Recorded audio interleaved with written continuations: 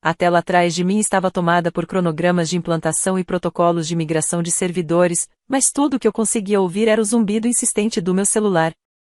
Eu estava no meio de uma frase, orientando a equipe executiva sobre uma implementação de segurança, quando as vibrações começaram a se intensificar 3, 4, 5 vezes seguidas.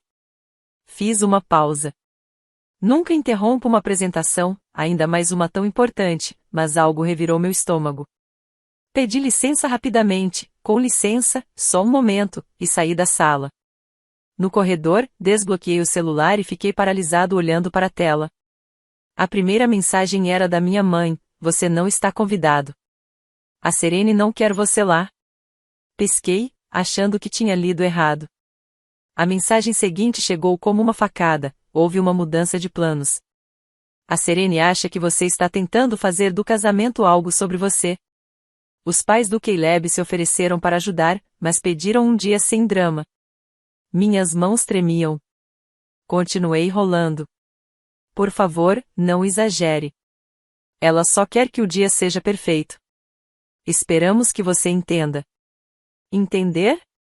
Depois de eu ter bancado o depósito do local, pago o aluguel do fotógrafo, do buffet mais de $98.000 em despesas cada centavo saindo da minha conta, na esperança silenciosa de que talvez, só talvez, isso nos aproximasse.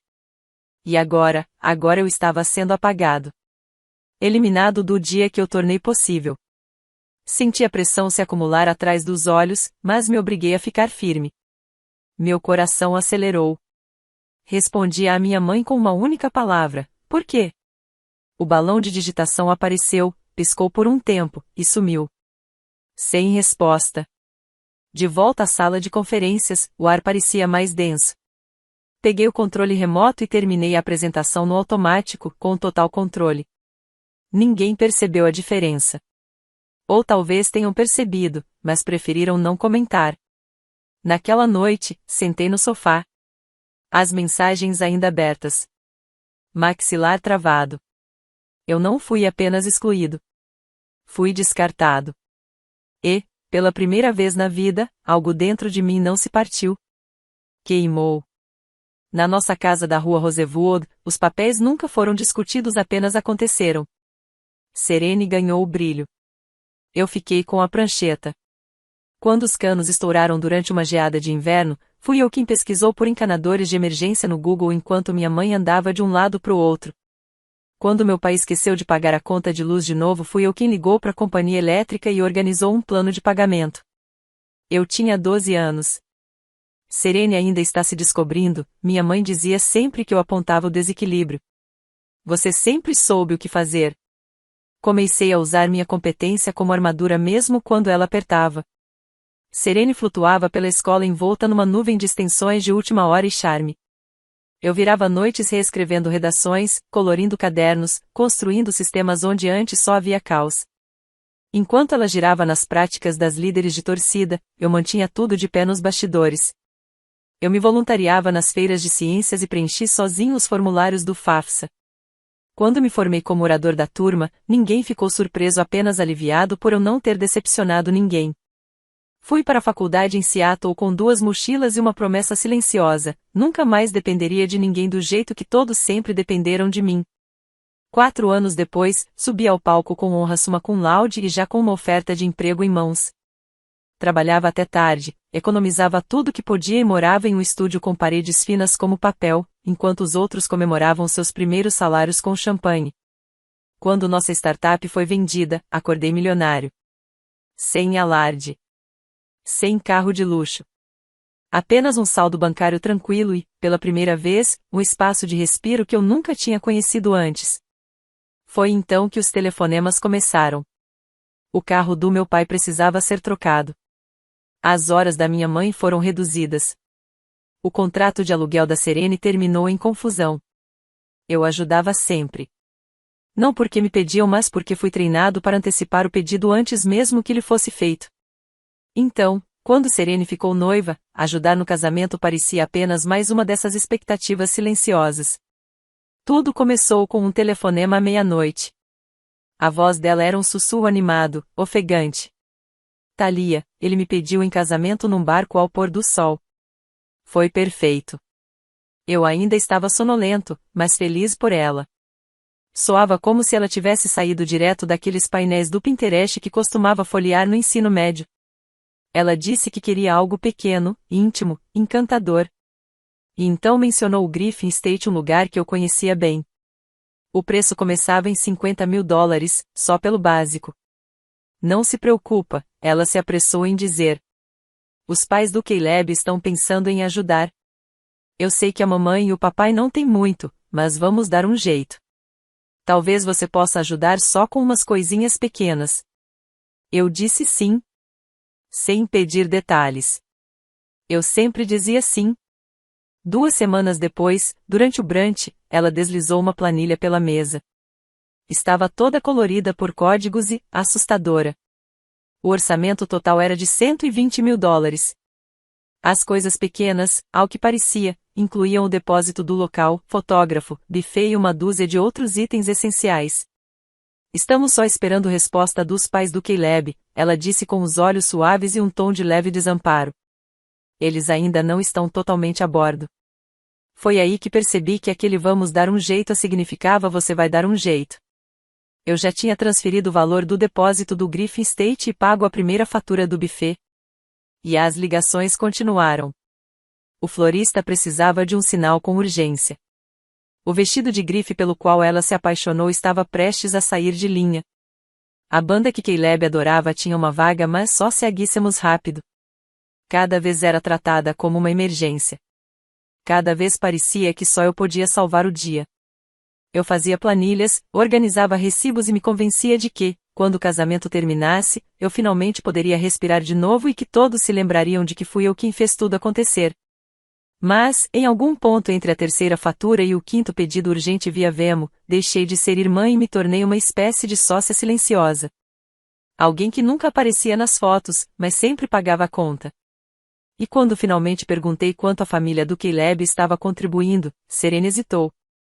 Eles estão inseguros. Disseram que talvez mais tarde. Está sendo um momento estressante, ela disse. Aparentemente, não estressante o suficiente para impedir o retiro de spa que eles reservaram para a despedida de solteira dela. Começou de forma sutil.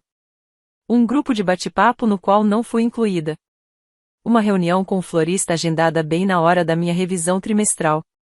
Uma degustação de bolo da qual só soube por uma foto marcada nos stories do Instagram da Serene. Cada vez que eu perguntava, ela tinha uma explicação. Achei que você estaria ocupada. Pensei que a mamãe poderia ir no seu lugar. Queria te avisar, mas foi tudo tão de última hora. Eu queria acreditar. Dizia a mim mesma que ela estava apenas sobrecarregada. Mas, com o passar das semanas, o padrão se tornou claro. Eu estava pagando pelas decisões das quais não participava. Ainda assim, continuei tentando. Ajustava minhas reuniões, pegava trens mais cedo, me esgueirava em espaços onde claramente não era esperada, tentando me reconectar a um processo que já havia seguido adiante sem mim. Uma tarde, passei em um hotel boutique perto do apartamento da Serene para deixar os contratos impressos que ela tinha me pedido. Parei no café para pegar um café e lá estava ela 2 mesas adiante, rindo e conversando com sua dama de honra, Kendra. Fiquei paralisada quando ouvi meu nome. Ela está sendo muito controladora, disse Serene, sem nem baixar o tom. Só porque está pagando não significa que o casamento é dela. Kendra tomou um gole do latte e respondeu. Sim, mas pelo menos você não está se endividando, né? Serene riu baixinho. Quer dizer, é um preço pequeno a pagar por suas planilhas e comentários passivo-agressivos. Eu só queria que ela mandasse o dinheiro e não se metesse.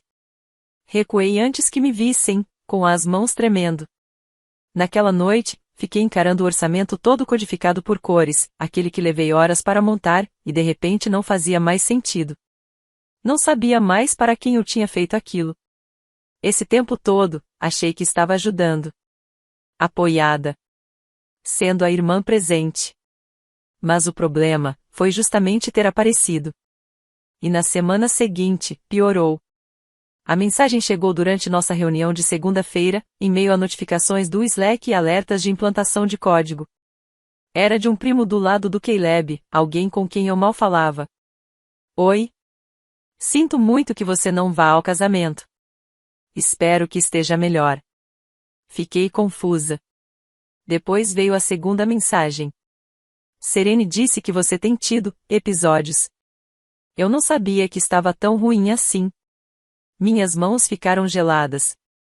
Episódios? Liguei para minha mãe no intervalo. Ela atendeu no terceiro toque, já com o tom cauteloso de quem sabe que algo está por vir. Thalia, eu ia te ligar hoje à noite. O que ela disse para eles? Perguntei. Houve uma pausa. Ela só disse que você anda um pouco sobrecarregada ultimamente. Que talvez o estresse esteja afetando o seu comportamento. Sobrecarregada? Repeti, com a voz vazia. É assim que estamos chamando agora? Então, em vez de admitir que paguei 90% do casamento dela enquanto era ignorada e insultada, ela preferiu dizer à família do Caleb que eu sou mentalmente estável? Ela não quis dizer isso, minha mãe começou, cautelosa. Ela está sob muita pressão. Thalia, disse suavemente, como se usar meu nome diminuísse o impacto. Os pais do Caleb estão finalmente se abrindo para o casamento. Ela só está com medo de que alguma coisa estrague tudo. Alguma coisa como eu? Silêncio. Eu não sou o problema, falei, mais para mim do que para ela. O problema é que ela está mentindo para todo mundo. Inclusive para você. E você prefere proteger a fantasia a encarar a verdade. Querida, é complicado.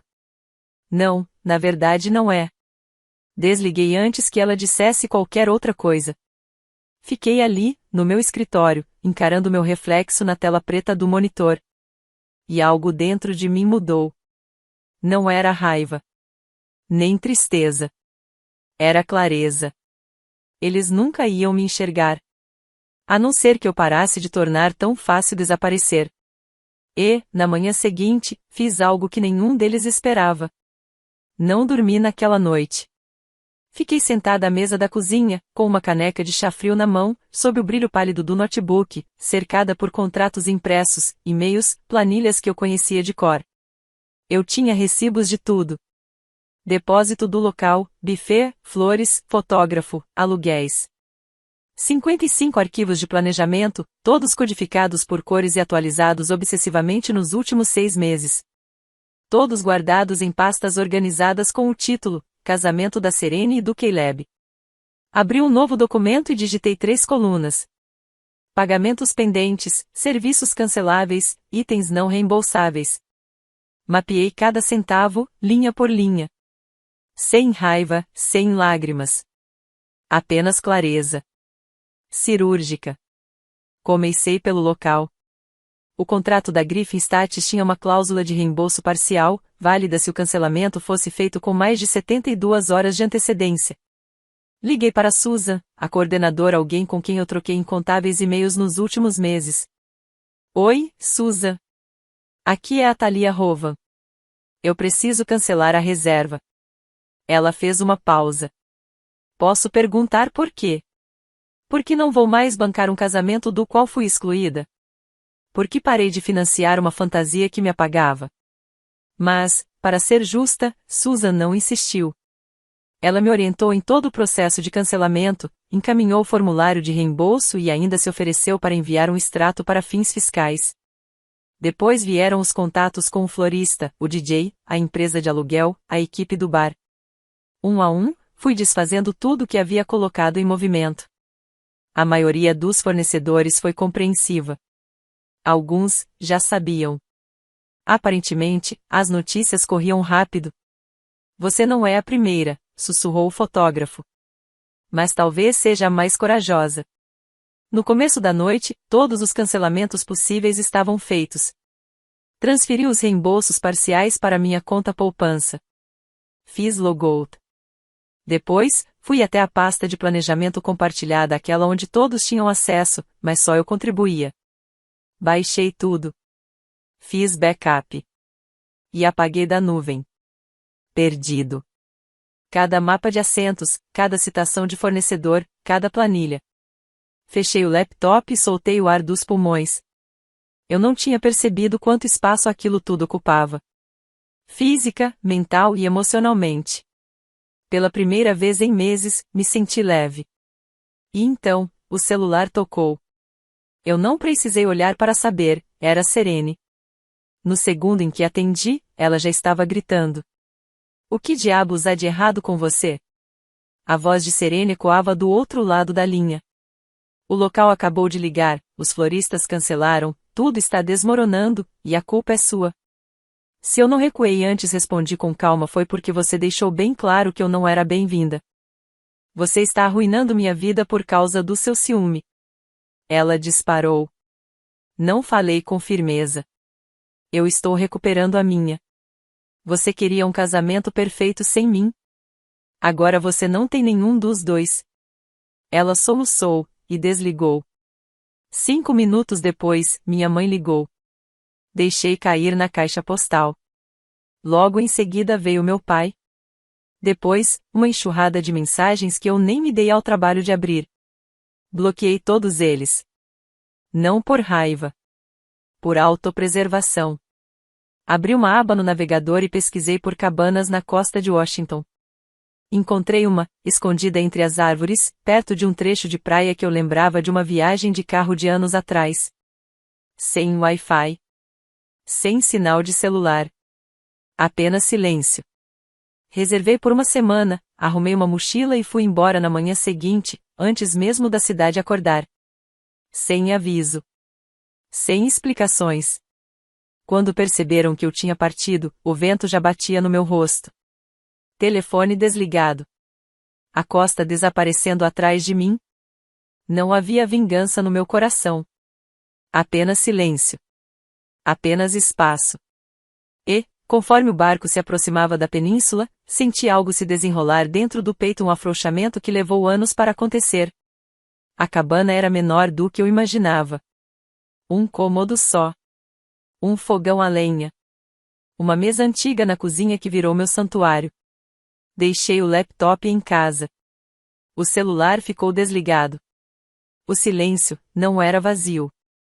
Era uma presença. Daquelas que eu não sentia há muito tempo. Todas as manhãs, caminhava por trilhas úmidas com cheiro de pinho e musgo. No segundo dia, levei um diário. Não do tipo de trabalho. Um caderno simples, com páginas em branco, onde escrevi em voz alta tudo que nunca tinha dito. Escrevi sobre o aniversário que Serene ignorou. Sobre as noites em que fiquei acordada fazendo os impostos do meu pai. O Natal em que comprei todos os presentes, e ninguém notou. A sensação de ser útil, mas nunca valorizada.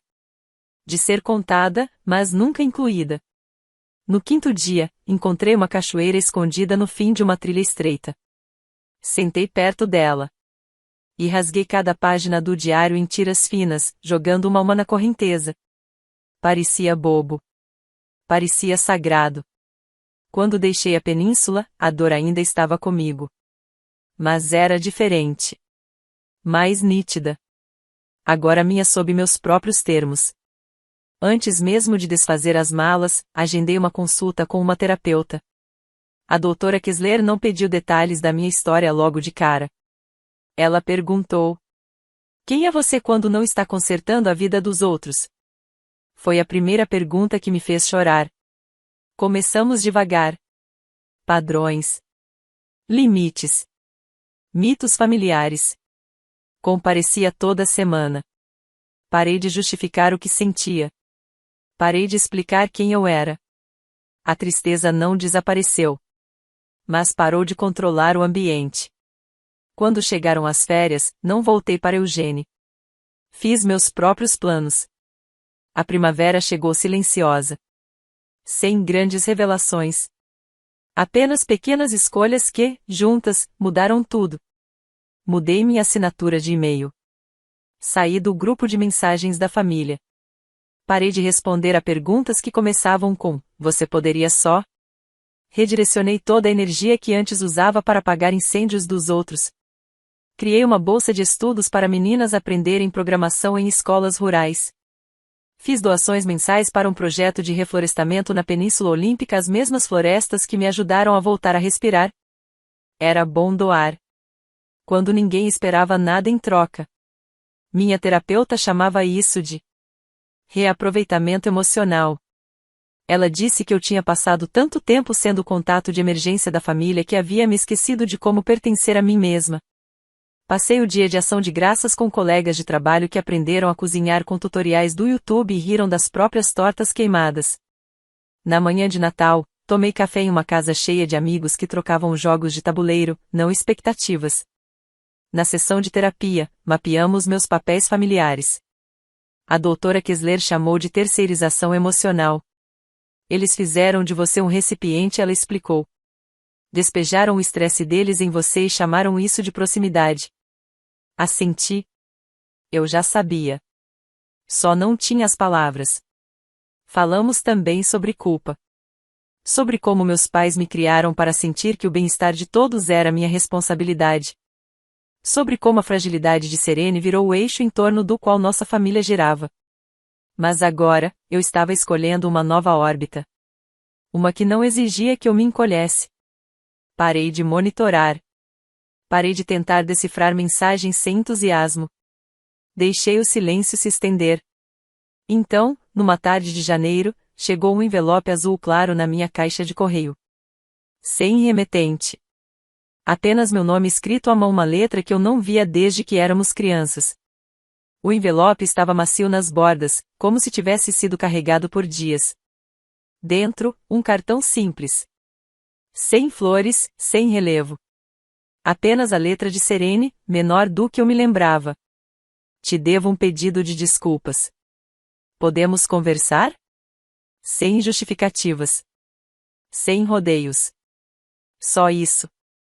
Li 2 vezes antes de deixar o cartão no parapeito da janela. Ficou ali por 3 dias. Na terça-feira, às 15 horas, enviei uma mensagem marcando no Grace and Fin Café. Ela respondeu apenas: estarei lá. Cheguei cedo, pedi um chá de menta e escolhi uma mesa no fundo.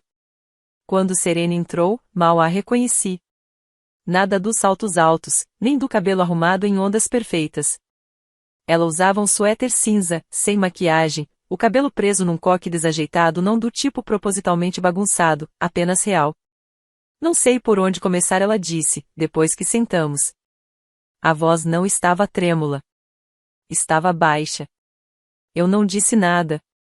Esperei. Fiz terapia, disse ela. Desde outubro. Caleb e eu estamos nos divorciando. Ele não fez nada de errado. Esse é o ponto. Eu construí toda a minha identidade em torno da aprovação de alguém, dele, da mamãe, da sua. Continuei ouvindo. Eu menti, ela disse. Mentiras grandes sobre você, sobre sua saúde mental. Tive medo de que a família dele não me aceitasse. Então criei uma versão da história em que o problema não era eu. E deixei você com um custo emocional, financeiro, todo ele. Eu não sentia raiva. Não mais. O que restava era uma dor antiga, suavizada pelo tempo. Não estou pedindo perdão, ela disse. Só queria que você soubesse que eu vejo tudo agora. Tudo. Ficamos sentadas ali por um longo tempo. Sem abraço. Sem promessas sobre o futuro. Mas quando ela perguntou se eu queria ver o programa para o qual estava se candidatando, um certificado em educação infantil, eu assenti. Não voltamos a ser irmãs. Ainda não. Mas também não éramos mais estranhas. E isso, de algum jeito, foi o suficiente para recomeçar. Agora está quieto. Mas não vazio. A mesa de jantar que construí com madeira de demolição tem 6 cadeiras, todas diferentes. Hoje à noite, cada uma está ocupada.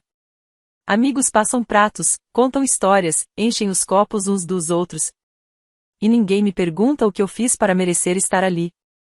Eles simplesmente abrem espaço. Do outro lado da sala, Brian cruza meu olhar e sorri. Não é um sorriso que pede algo. É só reconhecimento. Nos conhecemos meses atrás, em um encontro de tecnologia. Quase não fui. Ele me perguntou o que eu fazia fora do trabalho. E eu não soube responder. Agora eu sei. Eu recebo pessoas. Eu mentoro. Eu escrevo. Eu vivo. Depois que todos vão embora, lavo a louça com água morna sob a luz suave da cozinha. Na prateleira acima da pia, há um pequeno cartão dobrado, papel creme, a tinta levemente borrada. Encontrei-o dentro de um bilhete de agradecimento de uma bolsista, no mês passado. Você nunca foi o plano B. Você foi o projeto. Passo o dedo sobre as palavras. Deixe que se acomodem, penso. Por anos, cedi meu lugar à mesa e chamei isso de amor. Agora, construo a minha própria. E cada assento aqui foi feito com cuidado, não com desculpas.